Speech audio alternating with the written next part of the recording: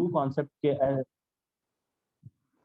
Hello, अगर ये S C Verma या फिजिक्स के रियल कॉन्सेप्ट से जाए तो ये क्या है, रिलेटिव कॉन्सेप्ट है कि किसी ऑब्जर्वर के रिलेशन में ये सब देखा जाता है। जैसे रेक्टिलिनियर मोशन के बारे में मैं आप लोगों को बताने जा रहा हूँ। रेक्टिलिनियर मोशन क्या होता है, कोई बता सकता है इसमें से? Motion in straight Motion line. in a straight line is called rectilinear motion. जी, इन स्ट्रेट लाइन। अच्छा, इसमें जब स्ट्रेट लाइन में हम मोशन को स्टडी करते हैं तो वो रेक्टिलिनियर मोशन में, ठीक है।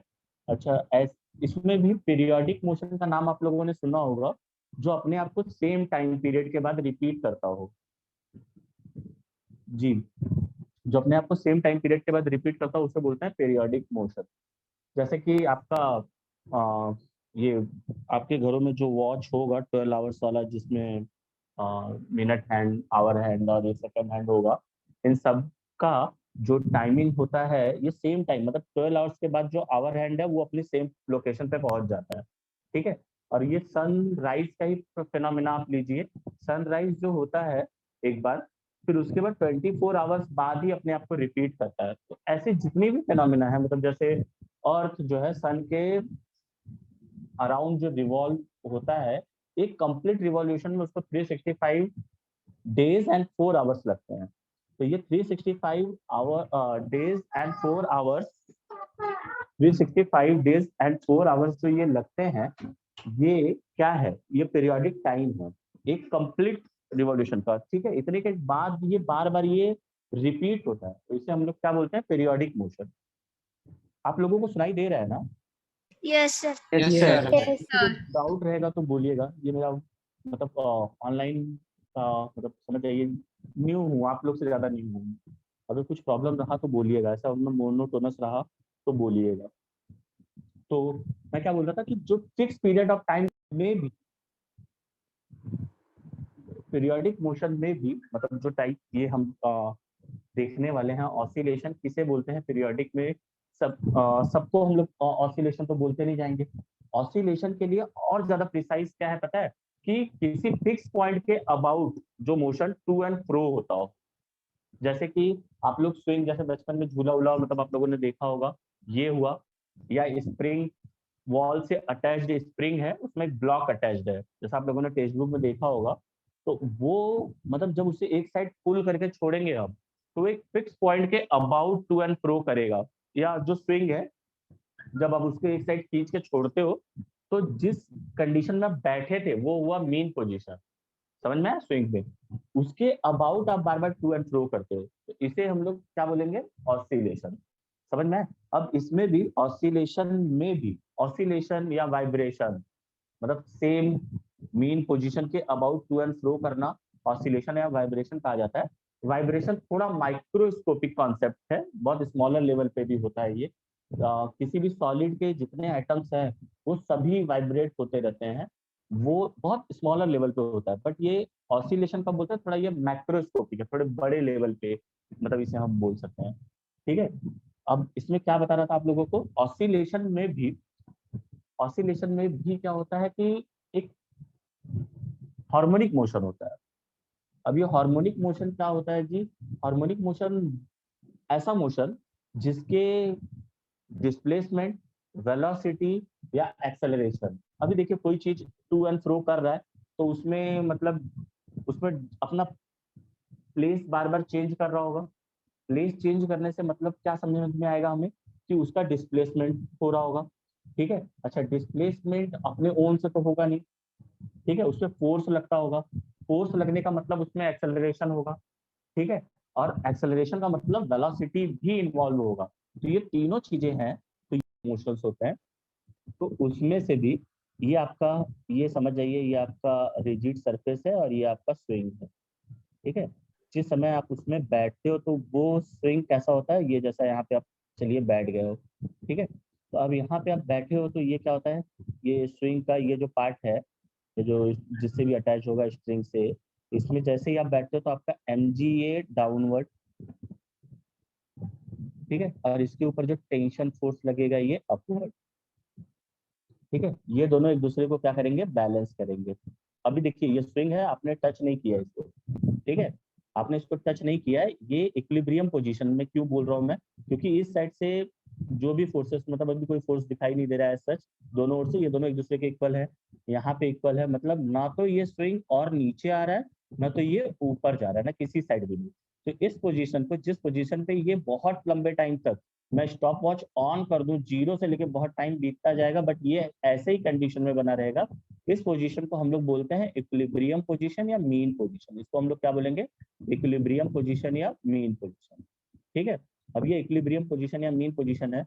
अब इसको आपने क्या किया, इसको पुल करके इस साइड लेके आए। ठीक है, इसको पुल करके आप इस साइड लेके आए, ये आप यहाँ लेके चले आए, और इसको जैसे ही आपने छोड़ा, अब यहाँ से जैसे ही आप इसको छोड़ोगे तो ये क्या होगा जी, इसे जैसे ही आप इस साइड खींच के लेके आए और इसे छोड़ते ही ये क्या करेगा, इसी ये मीन पोजीशन के अबाउट, जब आपने इस साइड पुल किया है इसको, ठीक है, ये इसी मीन पोजीशन के अबाउट टू एंड फ्रो करेगा। तो ये ऑसिलेशन का केस हुआ।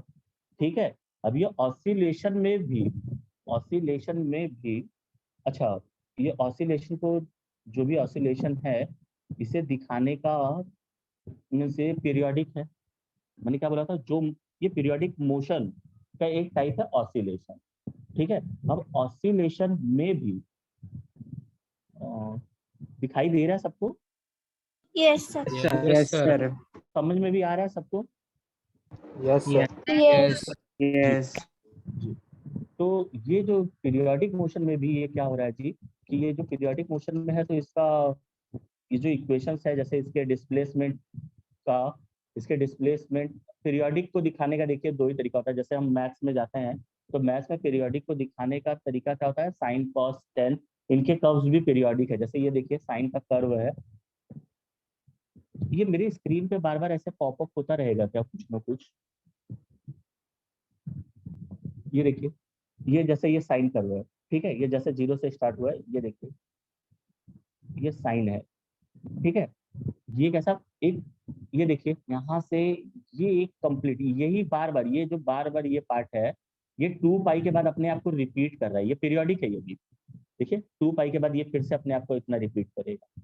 समझ में? साइन का ही नहीं थी, कॉस का भी, कॉस का मैक्सिमम से स्टार्ट होता है, ये कॉस का भी जो पार्ट है ना, ये अपने आप को 2 पाई के बाद अपने आप को रिपीट करते रहते हैं जी। 10 भी करता है, पीरियोडिक को दिखाने के लिए 10 का भी यूज कर सकते थे, बट 10 में आप लोग को पता है कि 1090 का वैल्यू कितना आता है जी?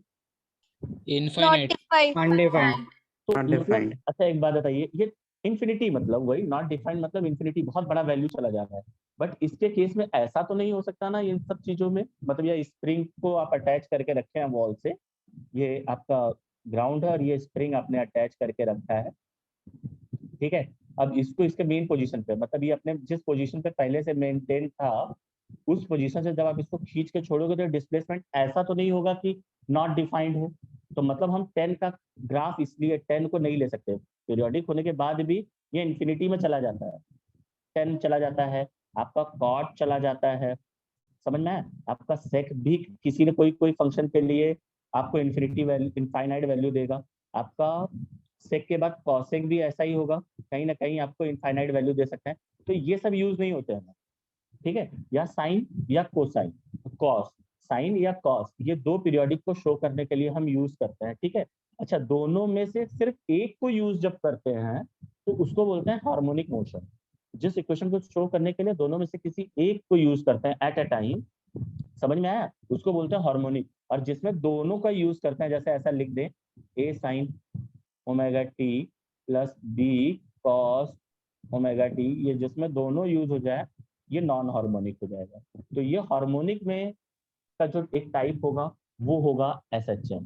तो मतलब हम लोग कहाँ से क्या सीखे, सबसे पहले हमें पता था कि मोशन वेरियस टाइप्स के होते हैं, मोशन बहुत अलग अलग टाइप के होते हैं, जिसमें से कि मोशन और रेस्ट का कॉन्सेप्ट मैं आप लोगों के साथ थोड़ा डिस्कस करने वाला था, बट कैमरा या कुछ ऑन नहीं हुआ था तो मे भी नहीं समझ में आया होगा।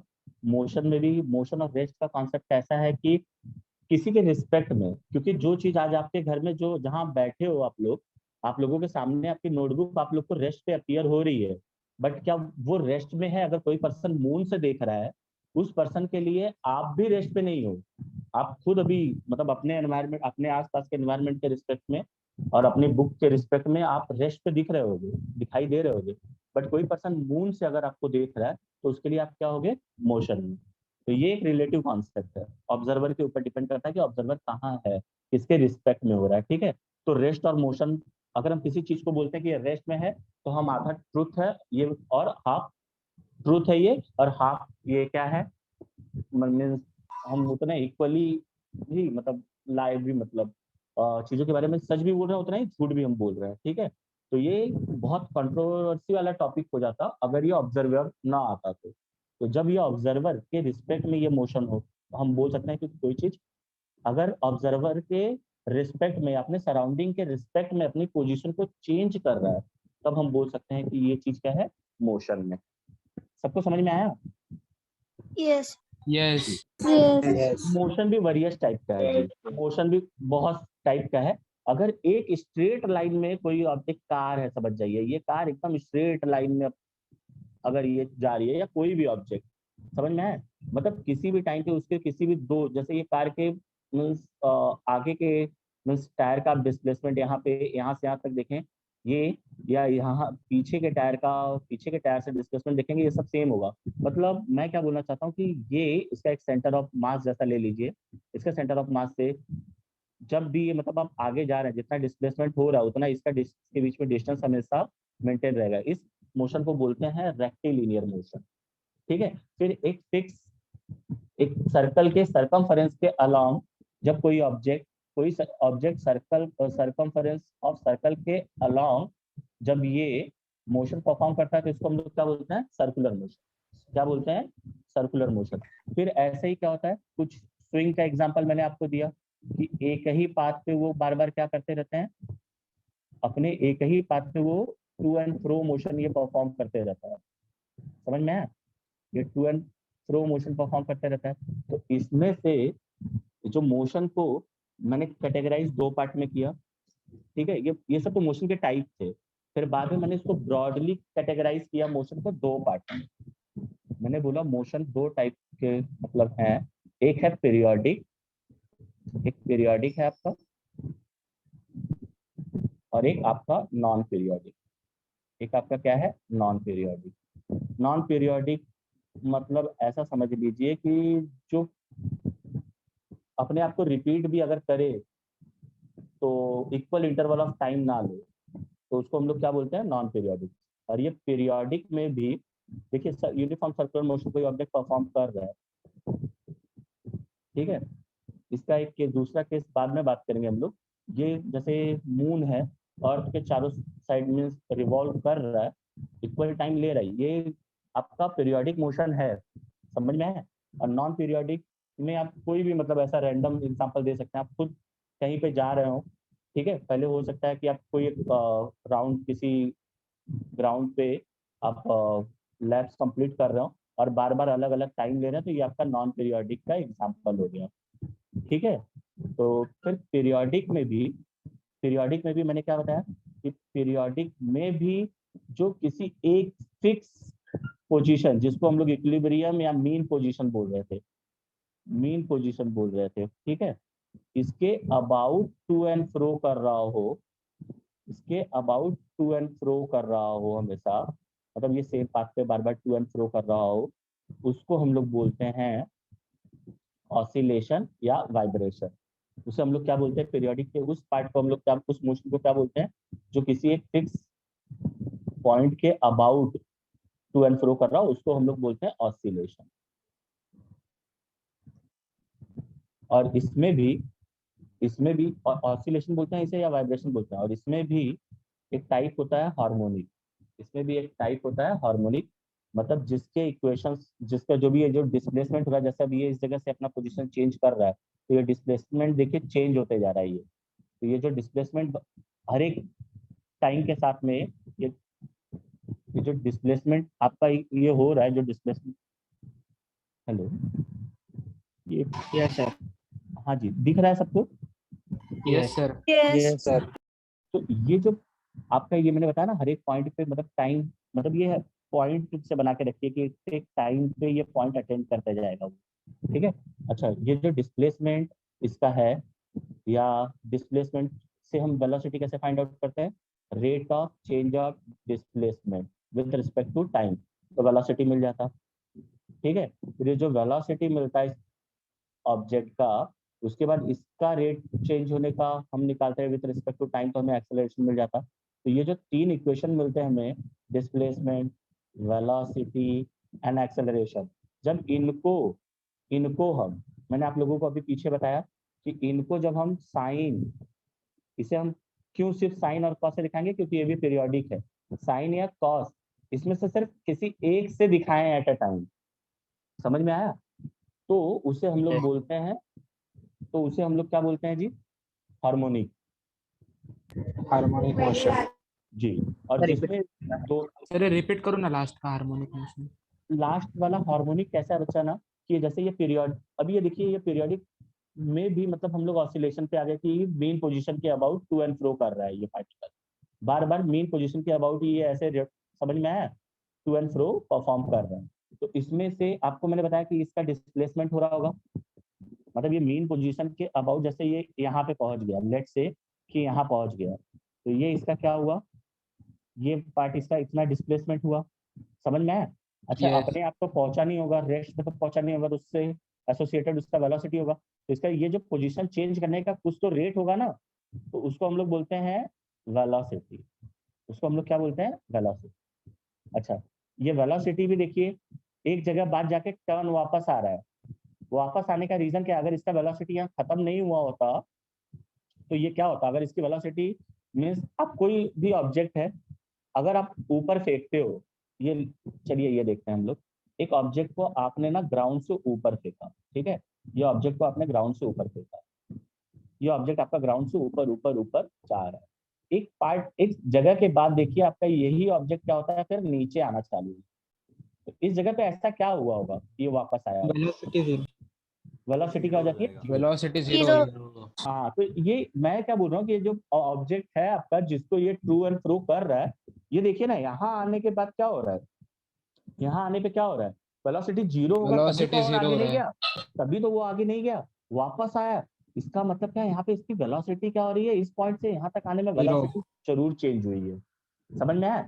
जीरो होना मतलब पहले वेलोसिटी थी, और जीरो होना मतलब एक्सेलरेशन, मतलब यहाँ एक्सेलरेशन। वेलोसिटी यस एक बार यस। पे तो जीरो नहीं हुआ होगा, तो मतलब टाइम के साथ वेलोसिटी भी चेंज हो रही है बच्चों, तो इसलिए इसको हम लोग बोलेंगे rate of change of velocity, मतलब एक्सेलरेशन। तो इसके साथ कुछ टर्म्स एसोसिएटेड हो गए, डिस्प्लेसमेंट, वेलोसिटी, एक्सेलरेशन, समझ में आया? टाइमिंग के साथ ये एक जैसा, ऐसा तो नहीं है कि इसमें एक्सेलरेशन एक जैसा हो, कांस्टेंट एक्सेलरेशन रहा हो, अभी आप लोगों ने देखा कि यहाँ आने के बाद डायरेक्शन चेंज हो रहा है, और यही नहीं, वापस यहाँ आएगा तो वेलोसिटी, समझ में आया, वेलोसिटी जीरो होता रहा होगा, मतलब फिर बीच में वेलोसिटी मैक्सिमम रहा होगा कहीं, तो वेलोसिटी यस। यहाँ से इंक्रीज हुआ होगा, तभी तो यहाँ नहीं रुका, ये आगे चला आया, फिर यहाँ आने के बाद जीरो हुआ होगा, फिर रिपीट हुआ है। तो मैं क्या बोल रहा हूँ, तीन चीजें जो हमें मिली इससे पीरियोडिक में, ऑसिलेशन में या वाइब्रेशन में, वो तीन चीजें क्या थी हमारी? ये थी डिस्प्लेसमेंट, वेलोसिटी एंड एक्सेलरेशन। तो ये तीनों पीरियोडिक है, अपने आप को सेम टाइम बाद रिपीट कर रही है, क्यों? इसमें देखिए ये अपने आप को इतने टाइम बाद ही, मतलब ये क्या हो रहा है, जैसे ये ऑब्जेक्ट आपका ये है, यहाँ आया ए, मान लीजिए ये एम्पलीट्यूड ए है, मैक्सिमम ए तक आ पाता है, फिर ए के बाद फिर जीरो, फिर ए। अच्छा, एक वाइब्रेशन किसको बोलेंगे? देखिए ध्यान से देखिए आप लोग, एक वाइब्रेशन कैसे बोलेंगे, जैसे आपने इसको पुल करके यहाँ लेके आ गए हो, ठीक है, यहाँ से जैसे ये स्प्रिंग आपका था, जिसको मुझे ड्रॉ करने दीजिए, दूसरे पेज पे draw करता हूं। आप लोग देखिए, ये आपका ये स्प्रिंग से अटैच ये आपका ब्लॉक है, ठीक है, ये मेन पोजीशन पे है, और इसे आपने खींच के आप इस साइड तक ले आए। अच्छा, जितना डिस्प्लेसमेंट होगा हुक्स के लॉ से, अच्छा ये इसमें होता क्या है कि जब हम इसे पुल करके लाते हैं तो ये वापस क्यों जाता है? रिस्टोरिंग टेंशन फोर्स आता पुल है। कर। रिस्टोरिंग फोर्स आता है स्प्रिंग में। हाँ, तो रिस्टोरिंग फोर्सेस आता कैसे है, वही मुझे पूछना था। सर देखिए टेंशन रहता है, टेंशन ऑपोजिट एक्ट। बच्चा, टेंशन रहता है, पहले टेंशन रहता है, तो वो मीन, जब हम उसको मीन पोजीशन में रखे थे तभी क्यों नहीं वाइब्रेट हो रहा था अगर इसके अंदर टेंशन था तो? सर उधर बैलेंस कर रहा था। ना ना ना, ये एक्चुअली थोड़ा और माइक्रो लेवल पे अगर आप आओगे तो आपको पता है कि ये स्प्रिंग, भले ये स्प्रिंग जो है ये भी एटम से बनता होगा बच्चों। यस। Yes. हर चीज स्मॉलर लेवल पे एटम से बना होगा, ठीक है। अब एक बात बताइए, दो एटम भी एक दूसरे से एक डिस्टेंस तक कंफर्टेबल रहते हैं। जैसे अगर दो एटम को आपने दूर रखा तो ठीक है, एटम्स भी किससे बना होगा, इसके अंदर क्या होगा, न्यूक्लियस के अंदर क्या होगा, प्रोटॉन होगा। हम न्यूट्रॉन की बात नहीं करेंगे, न्यूट्रल है, ठीक है। और इसमें इलेक्ट्रॉन होगा, ये इसको अट्रैक्ट कर रहा होगा, ऐसे ही इसके भी प्रोटॉन इसके इलेक्ट्रॉन को। तो इस डिस्टेंस तक ये लोग कंफर्टेबल है, टाइम बीतने के साथ भी ये डिस्टेंस पे ये हमेशा रहेंगे, तो इसको हम लोग बोलेंगे इक्विलिब्रियम पोजीशन। तो मान लीजिए ऐसा ही कुछ यहाँ पे हो रहा होगा, ठीक है। अब उसके बाद क्या होता है कि जैसे ही आप इसको खींचते हो तो ये जो जितना, ये जो इक्विलिब्रियम का डिस्टेंस है वो ऐसे कंडीशन में मान लीजिए आ जाता होगा। तो वापस से क्या हो रहा होगा कि ये एटॉमिक लेवल पे ये फोर्सेस जो डेवलप हुए हैं वो एक दूसरे को वापस से अट्रैक्ट करना चाहेंगे। अच्छा, जितना दूर आप लेके जाओगे, समझ में आया, उतनी तेजी से इसे वापस अपने इक्विलिब्रियम में, इसे हर चीज को दुनिया में, मतलब केमिस्ट्री आप स्टडी करिए या कुछ भी, हमेशा चीजें। हेलो हेलो, सुनाई दे रहा है? Yes. Yes sir. Sir. हर कोई इक्विलिब्रियम अटेंड करना चाहता है, तो जितना आपने इसको खींचा है ना जी, उतने से ये फोर्सेस इसके अंदर डेवलप हो जाता है। तो इसको बोलते हैं, ये फोर्सेस पहले नहीं थे, बाद में इंट्रोड्यूस हुए। समझ में आया, अपने आप को रीस्टोर करने के लिए, इक्विलिब्रियम पोजीशन में लाने के लिए। समझ में आया, तो इसको बोलते हैं इंटरनल रीस्टोरिंग फोर्स। क्या बोलते हैं इसको? Internal restoring. रिस्टोरिंग। अच्छा, एक टाइम ऐसा होता है कि इस ऑब्जेक्ट को और अंदर तक अगर हम लेके जाते हैं तो क्या होता है कि दोनों, मतलब दोनों के न्यूक्लियस बहुत क्लोज आ जाएंगे, दोनों एटम्स के न्यूक्लियस बहुत क्लोज आ जाएंगे एक दूसरे, समझ में है। तो ये प्रोटॉन प्रोटॉन एक दूसरे को क्या, हाँ, रिपल्सन करने लगेंगे। तो इस तरह से ये क्या करेगा, फिर से अपने को इक्विलिब्रियम पे ले जाने का ट्राई करेगा। तो हर बार कोशिश यही होगी कि ये इक्विलिब्रियम अटेंड करे, ठीक है। वीडियो पॉज हुआ है क्या आप लोगों को? No No. Sir. No. Sir. मुझे ही दिख रहा है, पता नहीं क्यों। ठीक है, तो मैं मान के चलता हूँ कि दिख रहा होगा, तो इसकी वजह से हो रहा होगा। तो अब हम आ जाते हैं अपने मेन इस कॉन्सेप्ट पे, ठीक है। तो इसमें क्या हो रहा होगा कि जब आप इसको पुल किए आप लोग, तो इसको पुल किया छोड़े जैसे ही, तो इसके अंदर जितना मतलब आप खींचोगे, ये जितना मतलब दूर लेके जाओगे उतना ज्यादा, मतलब ये इंटरनल रिस्टोरिंग जो फोर्स है वो डायरेक्टली प्रोपोर्शनल होता है हुक्स के लॉ से इसके, ठीक है। बट दोनों का डायरेक्शन देखिए अलग कैसे है। आप डिस्प्लेसमेंट इस साइड लेके जा रहे हैं, डिस्प्लेसमेंट का डायरेक्शन ये है, लेकिन जैसे ही आप इसको छोड़ते हो तो फोर्स इस साइड लगता है, और जिस ओर फोर्स रहेगा उसी ओर किसका डायरेक्शन होगा, एक्सेलरेशन का भी। एक्सेलरेशन। क्योंकि फोर्स का फॉर्मूला क्या होता है, mass, mass into mass acceleration. Into acceleration. तो मास तो आपको पता है कि स्केलर क्वांटिटी है, उसका डायरेक्शन नहीं होगा। तो जिस ओर फोर्स का डायरेक्शन होगा उसी ओर एक्सेलरेशन का डायरेक्शन होगा। ये दोनों डायरेक्शन अपोजिट हैं, इसलिए मैं यहाँ एक माइनस साइन लेके आ जाऊंगा, ठीक है। फिर इसके बाद मैं इसी को कैसे लिखूंगा, एफ, अगर इक्वल लिखने जाऊंगा तो ये स्प्रिंग कांस्टेंट होता है, ठीक है। ये स्टिफ है कि मतलब कैसा है, इसके स्प्रिंग के ऊपर ये डिपेंड करता है उसका वैल्यू। तो उसे हम लोग बोलेंगे स्प्रिंग कांस्टेंट, दैट इज के। जैसे हम लोग अलजेब्रा में बोलते हैं x is directly proportional to y, मतलब इन दोनों का रेट जो चेंज है, मतलब एक्स वाई के साथ कैसे चेंज हो रहा है, एक कांस्टेंट रेट होगा। समझ में आया? तो ऐसे ही इन दोनों का जो चेंज का रेट होगा वो स्प्रिंग कांस्टेंट कहलाएगा। तो इसे हम लोग कैसे लिखेंगे, f is equal to minus k x. अच्छा, मैं आप लोगों को क्या बताने वाला था वो अभी समझाता हूँ। मैं बताने वाला था कि इसके जो डिस्प्लेसमेंट है और इसकी जो वेलोसिटी है, इसका डिस्प्लेसमेंट, इसकी वेलोसिटी और इसके एक्सेलरेशन, अगर मैं सिर्फ एट अ टाइम साइन या कॉस ऐसे पीरियोडिक फंक्शन की हेल्प से एक्सप्लेन करता हूँ तो ये हार्मोनिक मोशन होगा। अगर इनके कॉम्बिनेशन से दिखाने जाता हूँ, that is a sine x plus B cos x, दोनों एक साथ आ गए हैं जिसमें, तो ये मेरा हार्मोनिक नहीं रह जाएगा। समझ में आया? तो मुझे हार्मोनिक को स्टडी करना है, तो उसमें का एक पार्ट है सिंपल हार्मोनिक मोशन जो एक स्ट्रेट लाइन में होगा, ठीक है। आप लोगों को सुनाई दे रहा है? नहीं समझा सर कैसा है? हाँ जी, अरे इक्वेशन नहीं समझा। A sin x plus b for f is equal to minus k x का। yes ये इक्वेशन नहीं है बच्चा, मतलब ये इक्वेशन मैं ये बता रहा था कि कुछ ऐसे भी मोशन होंगे ऑसिलेशन में जो मतलब दोनों का टर्म इन्वॉल्व होगा, मतलब वो सिंपल नहीं होगा, वो हमें स्टडी नहीं करना है।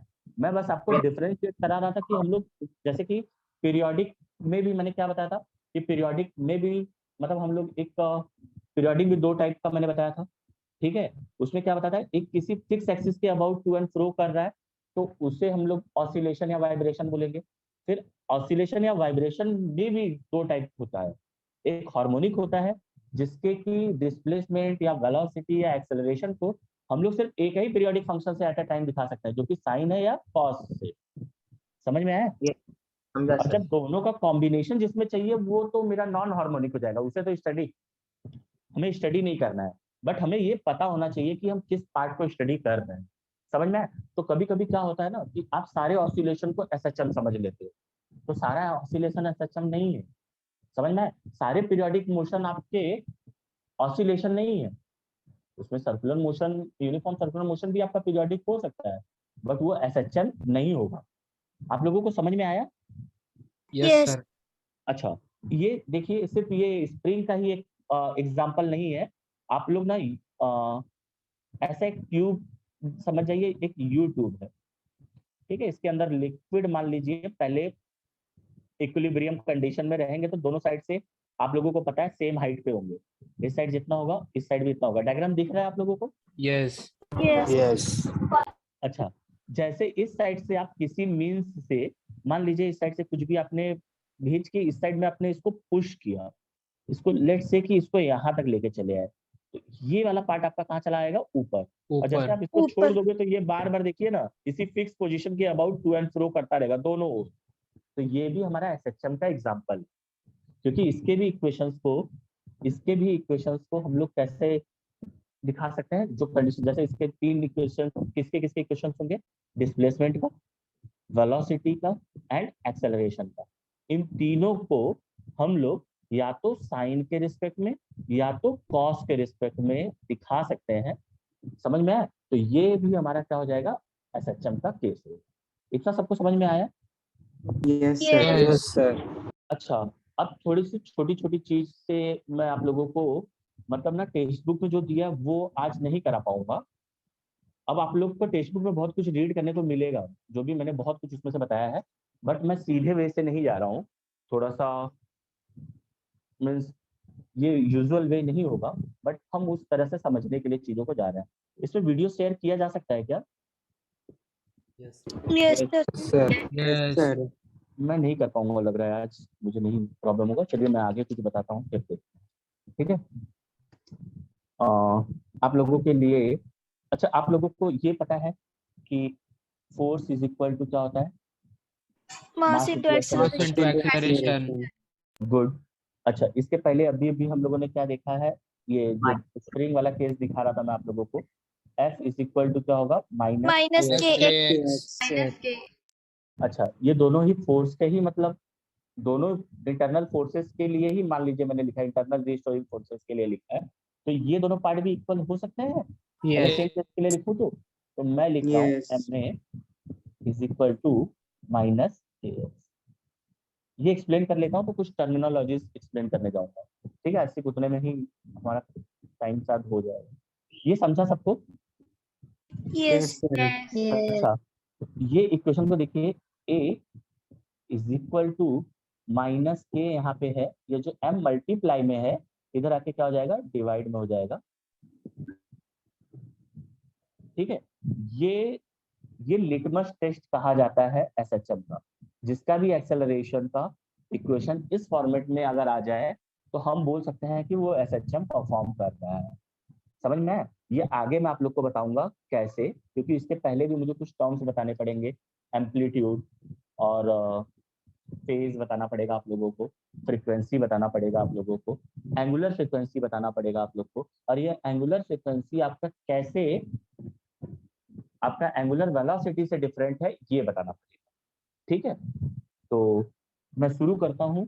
आप लोगों को एम्पलीट्यूड पता होगा ना कि ये देखिए, ये जो स्प्रिंग है आपका, ये जो स्प्रिंग है ये मैक्सिमम डिस्टेंस आइदर साइड में एक मैक्सिमम डिस्टेंस मतलब डिस्प्लेसमेंट कवर कर सकता है, डिस्टेंस तक जाके ही स्टॉप हो जाएगा ये। Yes Yes. किसी भी साइड, इस साइड जितना डिस्टेंस किया है इस साइड भी मान लीजिए उतना ही है। आइदर साइड में जितना मैक्सिमम डिस्टेंस जा सकता है अपने मीन पोजीशन से या इक्विलिब्रियम पोजीशन से, उसको हम लोग बोलते हैं एम्पलीट्यूड। क्या बोलते हैं? एम्पलीट्यूड। Amplitude. और एम्पलीट्यूड आपको पता है ए से ही, मतलब एम्पलीट्यूड ये आपका मैक्सिमम वैल्यू हो गया कि कितना जा सकता है डिस्प्लेसमेंट आइदर साइड में मीन पोजीशन से। अच्छा, एम्पलीट्यूड को हम लोग मेजर कैसे करेंगे? मीटर। तो इसका अगर कभी मतलब ऐसा तो देगा नहीं, बट कभी डायमेंशन निकालने के लिए आपको बोला तो आपको पता चल गया कि इसका यूनिट सिर्फ मीटर है, मतलब इसमें सिर्फ लेंथ प्रेजेंट होगा और ये बाकी चीजों को आप जीरो कर दोगे। ठीक है, तो ये आपका एम्पलीट्यूड हो गया। अब आपको फ्रीक्वेंसी समझाने जा रहा हूँ जी। इसकी भी मतलब मुझे जरूरत आगे आप लोग को कुछ एक्सप्लेन करते समय पड़ेगा। तो फ्रीक्वेंसी क्या होता है इसे हम लोग समझने चलते हैं। ठीक है, तो आप लोगों को पता है कि जब मतलब किसी का कुछ भी कंडीशन हो, मतलब ओल्ड डेज में क्या होता था, डॉक्टर्स आते थे और पेशेंट के नर्व्स मतलब हैंड का नर्व्स पकड़ते थे और अपने वॉच को देखते थे। वो क्या देखते थे जी कि 60 सेकंड में हार्ट का 72 टाइम्स, समझ में आया? ये लगभग होना जो भी है, वो साउंड बार बार अपने आप को रिपीट करता था कितने टाइम में? 60 सेकेंड में 72 टाइम्स ये होता था रिपीटेशन। आप लोगों को सुनाई दे रहा है? Yes sir Yes, sir. Thank you. तो इसमें ये जो 60 सेकेंड है, ये जो 72 का एक सेट हुआ है ये, ठीक है, ये 60 सेकेंड में 72 टाइम्स हो रहा है।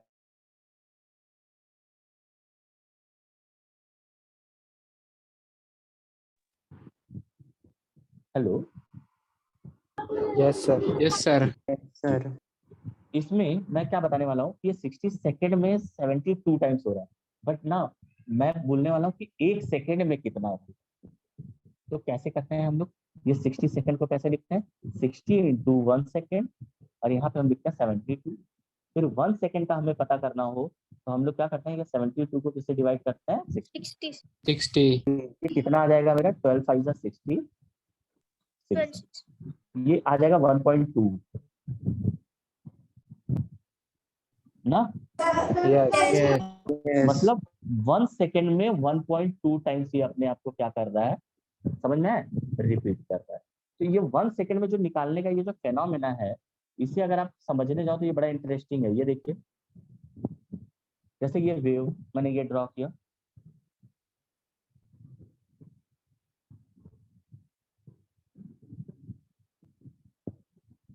अच्छा, इसमें यहाँ से यहाँ तक एक बार जो कंप्लीट है, इसको हम लोग बोलते हैं पीरियोडिक टाइम टी। क्या बोलते हैं ये? एक बार अपने आप को ये कितना बार ये फ्रीक्वेंसी मतलब क्या, कितनी बार ये वेव आपको कितना वेव दिख रहा है यहाँ पे? एक, और ये आपको देखिए 2, और ये आपको 3। तो ये जो मैं बोल रहा हूँ टी टाइम बाद, देखिए जितने टाइम में ये एक बार अपना पूरा कंप्लीट करेगा, इसे हम लोग बोलेंगे पीरियोडिक टाइम। क्या बोलेंगे? Periodic time. तो हमें कितने में देखना रहता है जी? एक सेकेंड के अंदर। अगर ये टोटल टाइम है, जैसे मैंने ये बोला 60 सेकेंड में 72 हुआ, अगर ये मेरा टोटल टाइम है मतलब ये एक पूरा कंप्लीट होने का, तो मैं एक सेकेंड में कैसे निकालूंगा? 1 अपॉन पीरियोडिक टाइम। ये टी में वेवलेंथ लैम्बडा कवर करता है। आप लोगों को समझ में आ रहा है? Yes, sir. यस तो मैं यहाँ पे देखिए ये पार्ट में क्या किया था, 60 से यहाँ पे डिवाइड किया था, तो ये पीरियोडिक टाइम 60 पीरियोडिक टाइम जैसा है यहाँ पे। तो ये टी जो है, रहने दीजिए, ये अपॉन करेंगे तो ये 1 upon t is equal to, मैं क्या लिखता हूँ? फ्रीक्वेंसी। क्या लिखता हूँ? फ्रीक्वेंसी। फ्रीक्वेंसी सबको समझ में आया जी?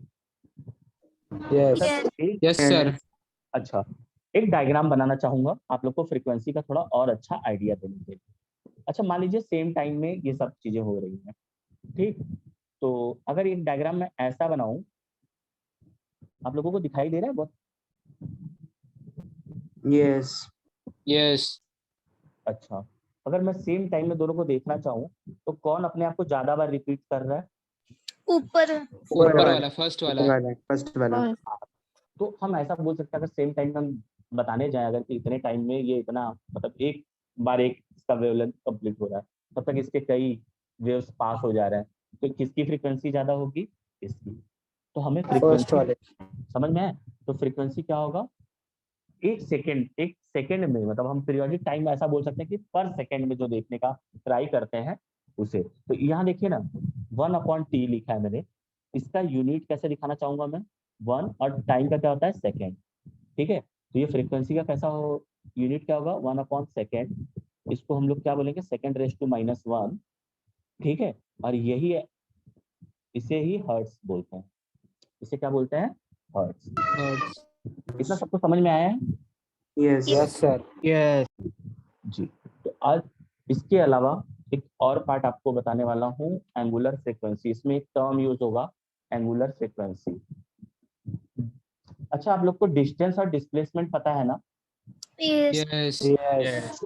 आज ना आपके उस कॉन्सेप्ट की जरूरत यहाँ पे मुझे पड़ेगी। देखिए, डिस्टेंस क्या होता है? जैसे एक पर्सन है, यहाँ पे एक पर्सन है, मान लीजिए ये, मैं बात पूरा बना देता हूँ।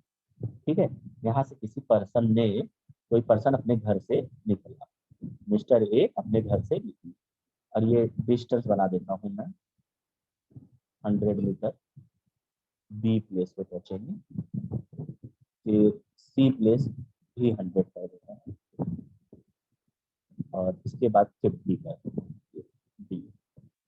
अच्छा, ये पर्सन निकले अपने घर से और जब बी प्लेस पे पहुंचे, ठीक है, बी प्लेस पे पहुंचे, तो आप लोग मुझे बता सकते हो इनका डिस्प्लेसमेंट कितना होगा?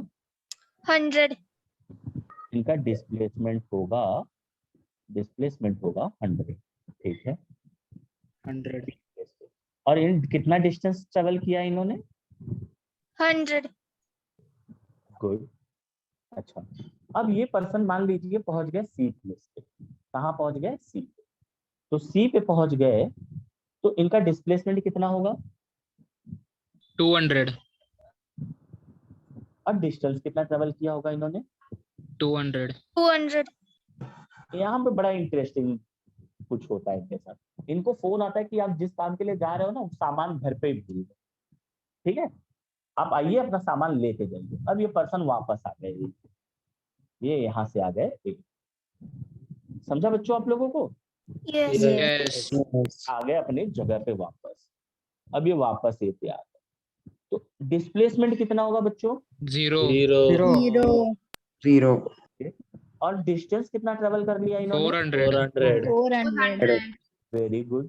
तो मैं क्या बता रहा हूँ पता है, कि सर्टेन केसेस में ऐसा हो सकता है कि डिस्टेंस एंड डिस्प्लेसमेंट दोनों सेम हो सकते हैं कुछ जगहों पे। समझ में आया? बट लेकिन दोनों हर बार सेम हो ये जरूरी नहीं। और इनमें बेसिक डिफरेंस है ना, डिस्टेंस और डिस्प्लेसमेंट में। डिस्प्लेसमेंट में डायरेक्शन इन्वॉल्व होता है। देखिए, जितना ये भाई इस साइड गए थे, ये डायरेक्शन में जितना गए थे, एग्जैक्टली वापस आए तो पूरा कैंसल आउट हो गया। समझ में है? तो यहाँ डायरेक्शन भी इन्वॉल्व था। और डिस्टेंस में क्या है? विदाउट डायरेक्शन सिर्फ मैग्नीट्यूड ऐड होते जाना है। ऐसे ही एक कॉन्सेप्ट है एंगुलर वेलोसिटी का। Angular velocity and angular frequency दोनों को दिखाते भी सेम से हैं, बट आपको समझना पड़ेगा क्या डिफरेंस है। ठीक है, angular velocity and angular frequency में ये समटाइम्स तो इनका फॉर्मूला सेम आ सकता है। समझ में आया? लेकिन बेसिक डिफरेंस क्या है, जैसे समझिए। देखिए, एसएचएम में ऐसा होता तो नहीं है कि एसएचएम में हम सर्कुलर मोशन में क्या होता है जी, कि सर्कमफरेंस ऑफ सर्कल के अलोंग ये क्या करता है? रिवॉल्व होते रहता है, रोटेट करता है ऑब्जेक्ट। समझ में आया? ये पूरा Yes. सर्कुलर मोशन परफॉर्म कर रहा है। तो यहाँ पे क्या हो रहा है, जैसे मान लीजिए इस जगह से हमने स्टार्ट किया ऑब्जर्व करना, हम अपना टाइम लेके गए 0, यहाँ से स्टार्ट करना चालू किया, ये अभी थीटा पे। ठीक है, और यहाँ से यहाँ पहुंच गया ये फाइनल। समझ में आया? और t इक्वल टू टी पे पहुंचा है। अच्छा, कोई भी इंस्टेंट ऑफ टाइम में हो सकता है, 1 सेकेंड, 2 सेकेंड, 3 सेकेंड, कहीं पे भी हो सकता है। ठीक है, तो यहाँ से यहाँ तक में इसका एंगल चेंज होगा कि नहीं होगा जी? Yes. होगा. होगा. अच्छा, तो इसी को हम लोग क्या बोलते हैं? रेट ऑफ चेंज ऑफ, ना, rate of change of. And ये डिस्प्लेसमेंट दिखाता है, इसको बोलते हैं angular displacement. Rate of change of Yes. Angular displacement with respect to time जो है, ये मेरा कहलाता है एंगुलर वेलोसिटी। इसको जरा अच्छे से समझिएगा बच्चों, ये किसी भी टाइम के लिए एंगुलर वेलोसिटी निकाला जा सकता है, 1 सेकंड के लिए भी हो, 2 सेकंड के लिए भी हो, या ये ऑब्जेक्ट पूरा घूम के अपनी जगह पे जब आ जाए तो टी कितना हो जाएगा बच्चों, कैपिटल टी। एक पूरा राउंड मार के आया है ना, यस Yes. तो पीरियोडिक Yes. टाइम हो गया। तो ये हर सारी चीजों के लिए ये मतलब पॉसिबल होगा, हर एक पे एंगुलर वेलोसिटी आपको मिलता रहेगा, समझ में आया? लेकिन अभी जो दूसरा टर्म बताने जा रहा हूँ, जो एसएचएम में, पहली बात, ये अपने मीन पोजीशन के अबाउट क्या करते रहता है, टू एंड फ्रो करते रहता है, मीन पोजीशन के अबाउट। तो पहली बात, ये सर्कुलर मोशन तो परफॉर्म नहीं कर रहा है, समझ में आया? सबको समझ में आ रहा है? Yes Yes. Yes. देखिए, अच्छा ये अपने आप को रिपीट कब करता है, देखिए जैसे इसको आपने यहाँ तक खींच के लाया है, ठीक है। अच्छा ये एक बार मतलब एक कंप्लीट ऑसिलेशन या कंप्लीट वाइब्रेशन किसको बोलेंगे, जरा एक बार आप लोग ध्यान दीजिए। ये यहाँ से जाएगा, समझ में आया? एक, अभी भी एक नहीं हुआ ये, यहाँ से देखिए कंप्लीट कब होगा, जब अपनी जगह पे वापस आ जाए ना।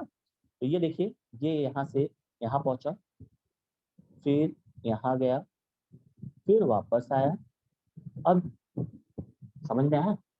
अब जाके इसने क्या किया है, एक कंप्लीट वाइब्रेशन परफॉर्म किया है, कंप्लीट ऑसिलेशन परफॉर्म किया है। ये सबको समझ में आ रहा है? Yes. Yes.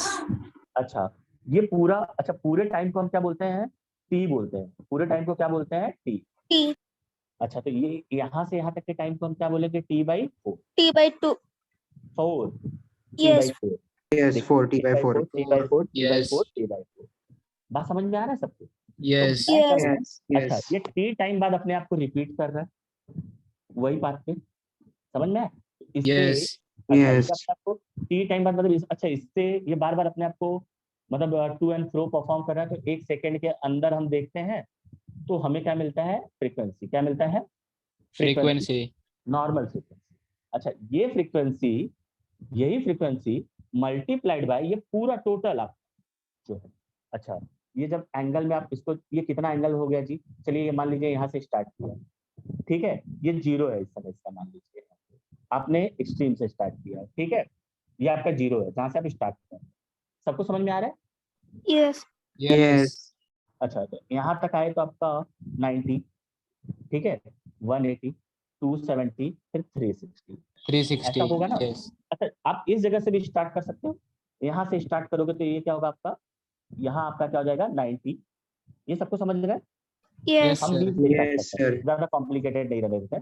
यहाँ तक आया 90, 90 मतलब π/2, फिर यहाँ से यहाँ तक आया जी, ये आपका कितना हो गया, पाई, पाई ठीक है, फिर यहाँ गया, ये कितना हो गया, 3π/2, 3π/2. वापस आया 2π।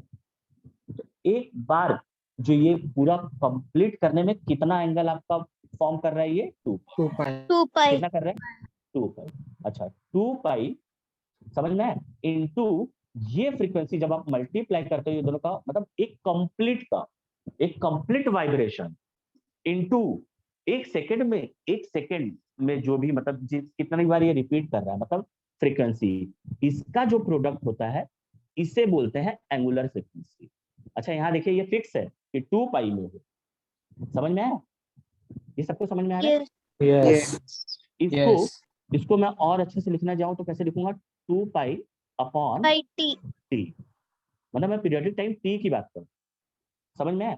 अच्छा इसी की जगह देखिए एंगुलर वाले की बात कर रहा हूँ, और जो हमने सर्कुलर मोशन में पढ़ा था एंगुलर वेलोसिटी को हम लोग कैसे बताते थे कि एक बार पूरा राउंड मार रहा है, पूरा एंगल मतलब कितना एंगल, यहाँ से यहाँ तक सरकमफेरेंस कितना हो जाएगा? 360. 360 2 पाई अच्छा पहले ये बताइए, वेलोसिटी अगर मान लीजिए नॉर्मल टर्म्स में होता तो ये ऐसा होता ना, ये 2πr पूरा डिस्प्लेसमेंट कितना करता है, 2πr, एक राउंड मारने में कितना करता, 2πr। Velocity is equal to क्या होता है, डिस्प्लेसमेंट अपॉन पीरियोडिक टाइम ना, ये समझा सबको? Yes. Yes Yes. इसके बाद मैं क्या बोल रहा हूँ कि ये t को मैं यहाँ लेके आ जाऊँ और यहाँ लिखता हूँ मैं 2πr अपॉन v। अच्छा एंगुलर वेलोसिटी और लीनियर वेलोसिटी का रिलेशन आप लोग को पता है, v equals to r into omega t is equal to 2π upon omega आ रहा है। यहाँ एंगुलर वेलोसिटी भी देखिए 2π अपॉन t जैसा आ रहा है, लेकिन Yes. कब, पीरियोडिक टाइम पे आ रहा है, इससे स्मॉलर टाइम रहेगा तो क्या एंगुलर वेलोसिटी प्रेजेंट नहीं रहेगा क्या? जैसा मैंने इस केस में बताया था, यहाँ से यहाँ भी जा रहा है तो छोटा सा भी डिस्प्लेसमेंट हो रहा है, अगर t इज इक्वल टू बहुत स्मॉल 0.02 सेकेंड, अगर टाइम का भी डिफरेंस रहा तो एंगुलर वेलोसिटी तो एग्जिस्ट करेगा ना उसके बीच में भी, उसका भी कुछ वैल्यू होगा।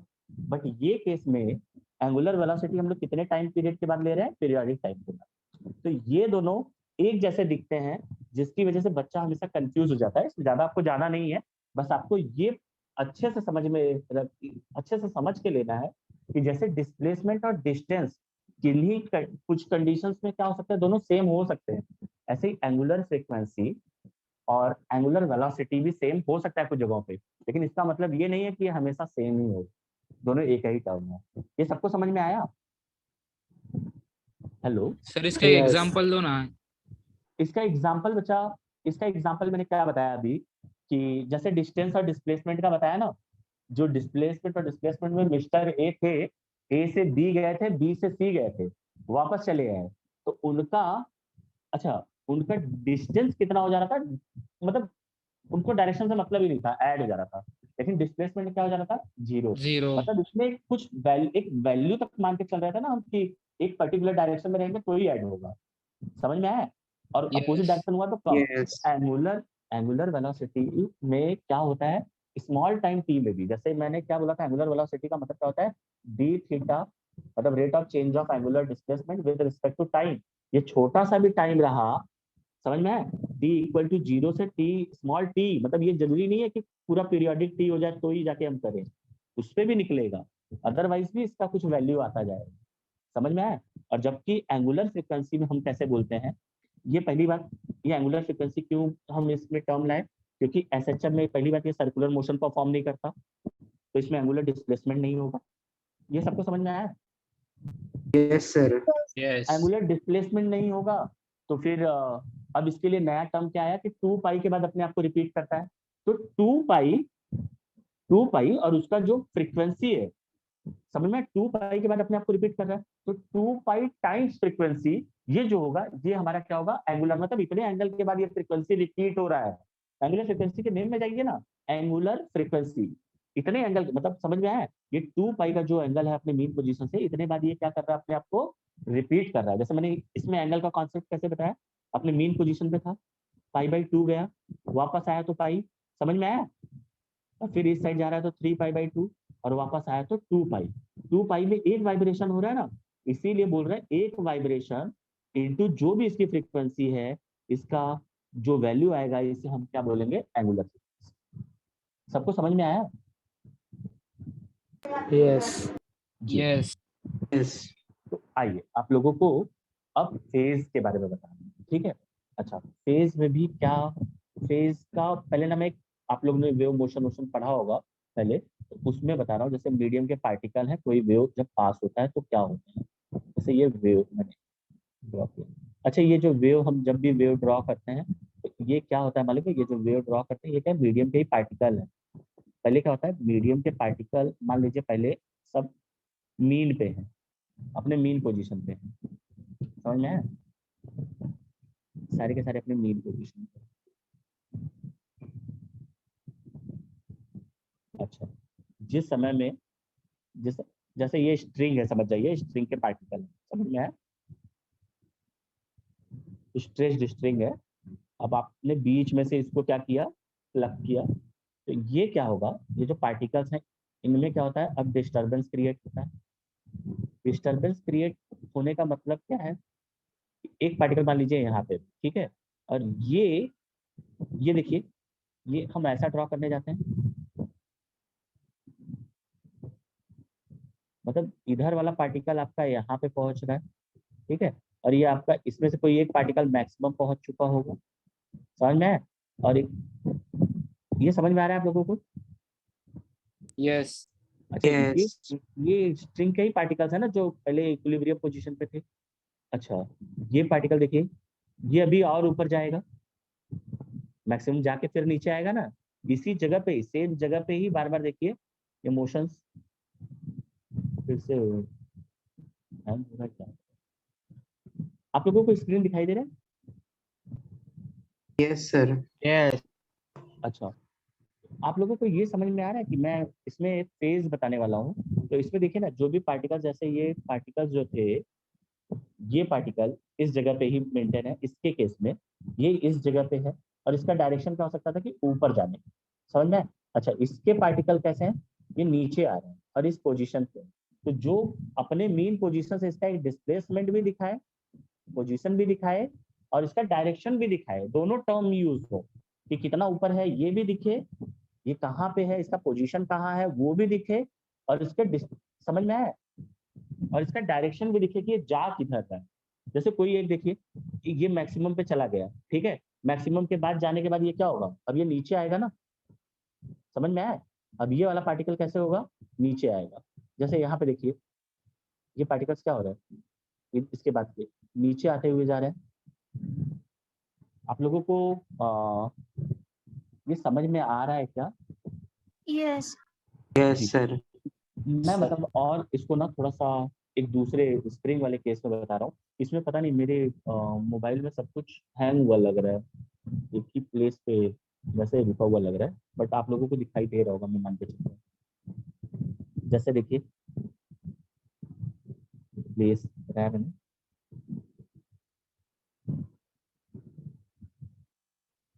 ये इक्विलिब्रियम पोजीशन, इक्विलिब्रियम पोजीशन है। अच्छा, मान लीजिए आपने डिस्टर्ब करके छोड़ दिया है, और ये अच्छा इस जगह पे पहुंचा ये ब्लॉक, और इसका एम्पलीट्यूड यहाँ तक का है, समझ में आया? इसका एम्पलीट्यूड यहाँ तक का है, तो t time, t equal to किसी सेकंड, लेट से t1 पे ये यहाँ पहुंचा, ठीक है। अच्छा, यहाँ पहुंच के वापस नहीं आ जा रहा है, अभी भी इसके जाने का डायरेक्शन क्या है, इस ओर। ये समझ में आ रहा है आप लोगों को? फिर इसके बीच में भी एक जगह आया ये t equal to t2 time पे है। इसका देखिए डिस्प्लेसमेंट अलग होगा कि नहीं इसके मेन पोजीशन से, ये डिस्प्लेसमेंट को x1 बोलिए, और ये देखिए यहाँ तक के डिस्प्लेसमेंट को आप बोलिए x2, ठीक है। और लेकिन इसका जाने का भी डायरेक्शन अभी यहाँ है। अच्छा, अब यहाँ पे आप पहुंच गए, यहाँ का आपका डिस्प्लेसमेंट है x, और ये t इक्वल टू t3 पे है, लेकिन इसके अब जाने का डायरेक्शन किस साइड हो जा रहा है जी, इस साइड। तो backward. हाँ, तो ये फेज जो है ना, ये फेज बताता है ये दोनों बातों को, कि डिस्प्लेसमेंट भी बताए उसका मेन पोजीशन से, ये मेन पोजीशन से उसका डिस्प्लेसमेंट भी इंपॉर्टेंट है, समझ में आया? डिस्प्लेसमेंट भी इंपॉर्टेंट है कि कितना हुआ है, और उसका डायरेक्शन भी, ये दोनों बातों को जो बताता है उसे हम लोग बोलते हैं फेज। अच्छा, ये किसके ऊपर डिपेंड करता है जी, टाइम के ऊपर, मैं वो बताऊंगा आगे चलके। किसके ऊपर डिपेंड करता है, टाइम के ऊपर। Time. इतना सब कुछ समझ में आया है? Yes. Yes. जी, थैंक यू। आज मेरा फर्स्ट डे था, बट आप लोगों को अगर ना समझ में आया होगा तो आप लोग पूछेंगे, ऐसा मैं होप करता हूँ। ये थोड़ा डिजिटल पे मेरा मतलब ये फर्स्ट लेक्चर ही था। अगर आप लोगों को कुछ भी मतलब मुझे, मैं मान सकता हूँ कि आज आपका प्रॉब्लम तो नहीं होगा, मेरा ही कुछ प्रॉब्लम रहा होगा अगर नहीं समझ में आया होगा तो आप लोग जब भी मतलब मुझे मतलब जैसे भी मेरा नंबर ले लीजिए आप लोग, आगे अगर किसी को कुछ डाउट भी आया तो आप लोग पूछ सकते हैं किसी भी टाइम पे। जी, मैं अपना बेस्ट देने का ट्राई करूंगा। आप लोगों को समझ में आया है सब कुछ जितना आज हुआ है? Yes, sir. Yes, sir. जी, थैंक यू। टाइम कितना हुआ?